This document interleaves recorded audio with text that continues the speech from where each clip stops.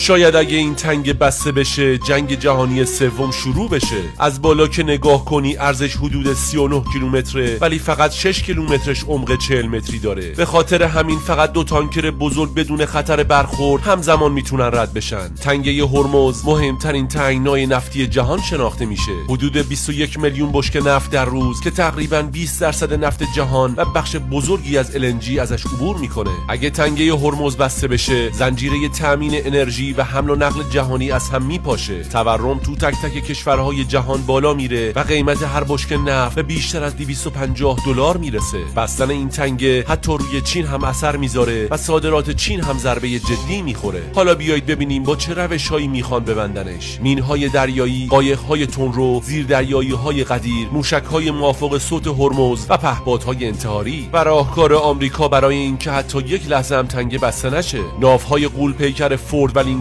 ناوگان پنجم در بحرین، مینروب‌های پیشرفته، دفاع موشکی لایه به لایه و پهپادهای 24 ساعته. به نظرتون میتونن تنگه هرمز رو ببندن؟ اگه به اطلاعاتتون اضافه کرد لایک کنین و برای دیدن مطالب بیشتر تاریختون رو دنبال کنین.